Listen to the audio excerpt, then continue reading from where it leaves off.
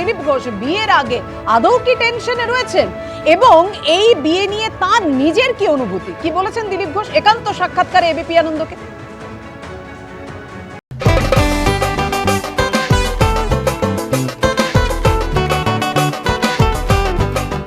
আপনাকে শুভেচ্ছা এবং অভিনন্দন এরকম একটা সিদ্ধান্ত নেওয়ার জন্য।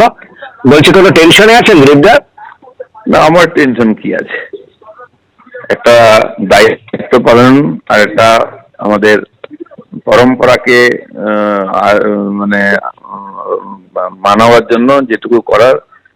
দুপুরবেলা আমি আমার পূর্বপুরুষকে পিণ্ড দিয়েছি আর শ্রাদ্ধ করেছি, সন্ধ্যাবেলা পরিণয় হবে। এটা জীবনের বাকি ছিল, একটা পরিক্রমা পুরো হয়ে যাবে, সেটাই করছি। আর বাড়িতে মা আর আমি আছি, কেউ নাই। সবাই বলেন আপনি খুব সাহসী মানুষ, এটা কি তার একটা নিদর্শন? না, বিয়ে করাটা কোনো সাহস লাগে না, কারণ সেটা সবাই করে। যে করে না তার পক্ষে রিস্ক থাকে একটু। শেষ পর্যন্ত এটা একটা সামাজিক দায়িত্ব, পারিবারিক দায়িত্ব, সেইটা পালন করার দরকার আছে। আমার মনে হয় আমি যেহেতু RSS এর প্রচারক ছিলাম, প্রচারকদের জন্য বিয়ে, তা সংসার, অর্থ উপার্জন থাকে না। তো সংঘের তরফ থেকে আমাদের প্রচারক জীবন থেকে মুক্তি দেওয়া হয়েছে। আমি রাজনীতিতে গেছি, MLA MP হয়েছি, অর্থ উপার্জন করেছি, বাড়ি করেছি। তো তার সঙ্গে এটাও, এখন আমার মা শেষ বয়সে আমার কাছে থাকতে এসেছেন, তাকে দেখারও লোক নেই। আমি তো ঘুরিয়ে বেরিয়েছি 40-41 বছর। তো সেই জন্য একজন সঙ্গী চাই যিনি ঘর আর মাকে দেখবেন। আমি বাকি সমাজের কাজ করছি। মা ওর বাড়ি দেখে এসছেন, সঙ্গে 2 দিন থেকে এসছেন। তার আগে যখন আমি থাকিনি, বাড়িতে কেউ ছিল না, ও এসে মাকে দেখাশোনাও করেছে, আমাকে রান্না করে খাইয়েওছে। তো সেই জন্য এটা অনেকটা দেখাশোনার পরে সবকিছু বুঝে সুঝে মা ঠিক করেছেন, অনুমতি দিয়েছেন, তখন ওটা। আপনি এত রাফ অ্যান্ড টাফ, এবং আপনার মুখে আপনি যেটা ঠিক মনে করেন বলে দেন। আপনি বারবার বলেছেন আপনি কিছু ভাবেন না। সেরকম একটা জায়গায় দাঁড়িয়ে আপনি বিয়ের সিদ্ধান্ত নিচ্ছেন, মানে এটা কি, মানে যে দিলীপ ঘোষকে আমরা দেখেছি এতদিন, সেই দিলীপ ঘোষকে কিছুটা হলেও বদলে যাবে? বদলানোর কোনো কারণ নেই, জীবনে এটা একটা ফেজ। আমার দিন বিয়ে করার প্রয়োজন ছিল না, ব্যক্তিগতভাবে নয়, আমি স্বাবলম্বী। দ্বিতীয় হচ্ছে, আমার যা কাজ, 24 ঘন্টা আমি পার্টির জন্য কাজ করি, পরিবারের জন্য সময় ছিল না। তো এখন কিছু বাধ্যবাধকতা, মার কাছে আমি সারা জীবন থাকিনি, 7 বছর 6 বছর ছেড়ে গেছিলাম। উনি আমার কাছে থাকতে এসছেন, আর যখন আমার জটিল সময়, কঠিন সময়, তখন এসছেন জুলাই মাস, তখন থেকে আছেন। এখন আমি কাজ করছি, যে কাজ করতে চাই, তাহলে ওনাকে একটু নেগলেক্ট করা হয়ে যাবে। সেই জন্য, আর যিনি দায়িত্ব নিয়েছেন তিনি জেনে শুনে তিনি আমার কাছে বলেছেন এসে, তখন আমি ইয়েস করেছি মাত্র।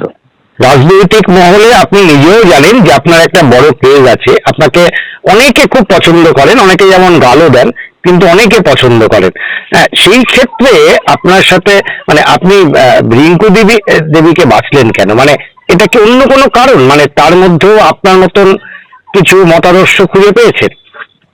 মতাদর্শ তো আছে, আমাদের পার্টির পুরনো কর্মী 12 সাল থেকে। আমি তো পরে বিজেপিতে, আমি আছিনি, আমার কোনো কৃতিত্ব নাই।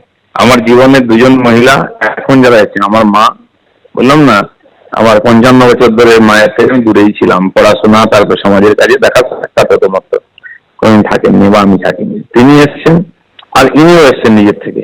আমি তাকে ডাকিনি বা কোনো চয়েস করেছিলাম। বাকি 10 জন পার্টি কর্মী যেমন তিনিই ছিলেন, উনি হঠাৎ এসে বললেন যে দেখুন, আমি তো ওর পরিবার সংসার করেছি, আমার দায়িত্ব শেষ, ছেলে বড় হয়ে গেছে, তাকে ভালো পড়াশোনা করি, চাকরি করছি, কিন্তু তবুও আমার মনে হচ্ছে একজন সঙ্গী দরকার, আর যাতে বাকি জীবনটা আমি তার সঙ্গে থাকতে পারি সম্মানের সঙ্গে। আমি খুব ভালো কথা, বিয়েতে করো। বলছে না, আপনি রাজি থাকলে আমি বিয়ে করতে পারি। ভাই, আমি তো কোনোদিন ভাবিনি বিয়ে করবো আর সংসার করবো, আমার ক্যারেক্টারে নাই। তো তুমি ভালো, শুভেচ্ছা থাকলো। কিন্তু বারবার উনি বলেছেন। তারপরে আমি তখন মায়ের এই সমস্যায়, বাড়ির বাইরে গেলে তাকে অন্য জায়গায় রেখে যেতে হচ্ছে, জল দেওয়ার লোক নেই। তো তখন সেটাও উনি বলেছেন যে এখন তো আপনার কাছে কেউ নেই পরিবারে, করে আপনি ভাবতে পারেন।